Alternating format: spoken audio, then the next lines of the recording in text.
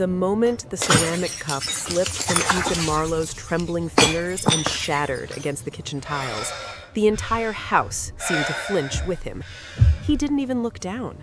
He just pressed both hands against the counter, trying to breathe, trying to stay upright, trying not to think about the 3 little beds upstairs, 3 little bodies fading day by day.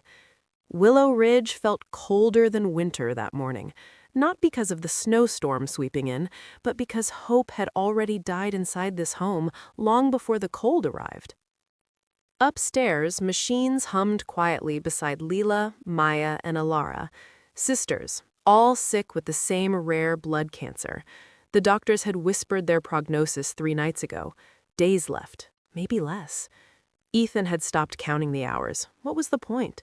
All he did now was sit in the shadows, stare at the walls, and wait for the unthinkable.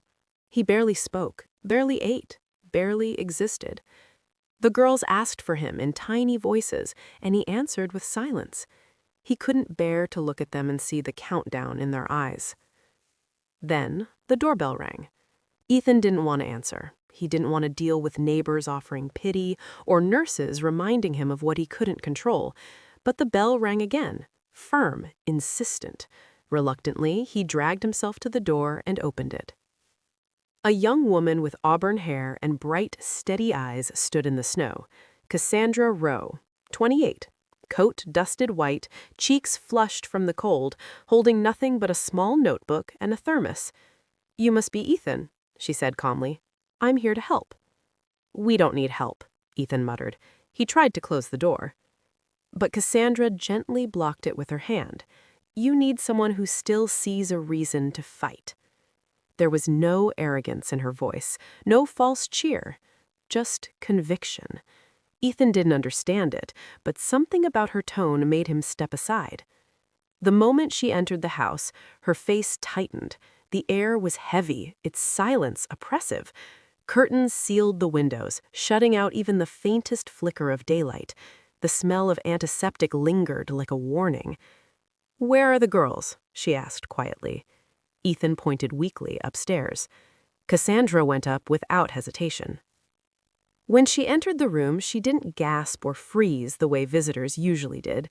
She walked straight to the beds, introduced herself to each girl softly, brushed their hair back, and smiled. Truly smiled, like she saw children, not patients. Ethan watched from the doorway, stunned. For months, everyone had tiptoed around the girls, spoken whispers, looked at them with mourning in their eyes.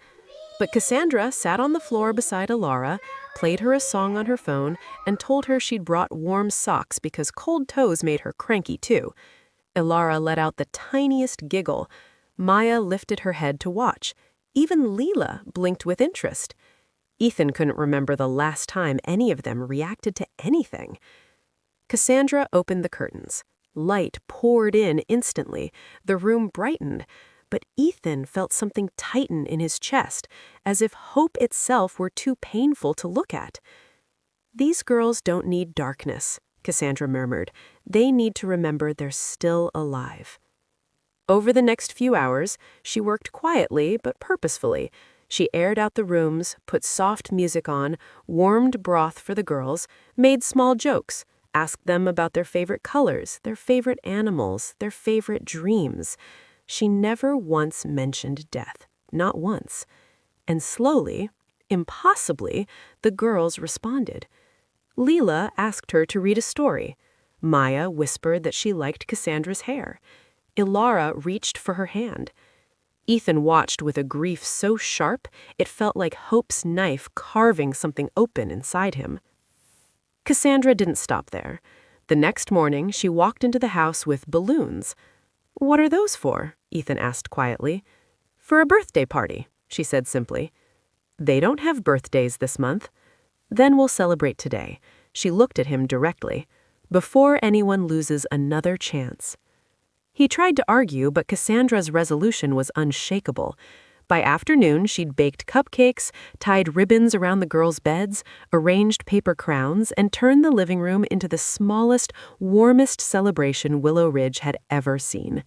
The girls lit up, literally. Leela sat up straighter, Maya clapped weakly, Ilara blew her candle so hard she almost toppled over. Ethan's eyes blurred as he watched them laugh. Really laugh. It was like watching flowers open after a season of frost. Later that night, when the house quieted, Ethan sat alone in the hallway. Cassandra found him there, shoulders shaking. "I haven't been here for them," he whispered.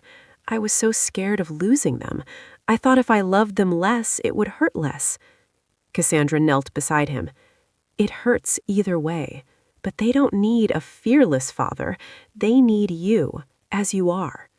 He broke for the first time. Days passed, each one lightening a little more, until the storm arrived, a brutal winter storm that swallowed the town whole. And with it came the crisis. Ilara's fever surged violently, her breathing turned ragged, her body went limp. Ethan panicked, frozen with terror. Cassandra took command instantly, grabbing blankets, checking her pulse, calling her name over and over. When Ilara's chest stilled, Cassandra didn't hesitate. She began CPR, tears falling, voice cracking.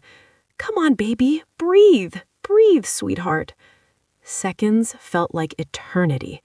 Then, Ilara gasped, a trembling, fragile breath. Ethan collapsed to the floor in relief. Cassandra cradled Ilara, whispering shaky thanks. Afterwards, Ethan asked the question that had been building since the day she arrived. "Why do you care this much? Why us?" Cassandra swallowed hard. "Because I couldn't save my daughter, Celine. She died of the same thing. But before she left, I promised I'd never walk away from another child like her." Her voice broke. "I couldn't save my own, but I can save someone's." 5 years later, summer sunlight painted Willow Ridge gold. Leela, Maya, and Ilara raced across an open field, healthy, laughing, alive. No machines, no IV stands, no prognosis. Ethan and Cassandra stood nearby at a picnic table. A small cake sat between them, a candle burning beside a framed photo of Celine. Ilara tugged Cassandra's sleeve. "We saved a spot for Celine," she said proudly. Cassandra smiled through tears, watching the daughters she saved because of the one she lost. Some promises don't end with the person who made them. Some promises live long enough to save someone else.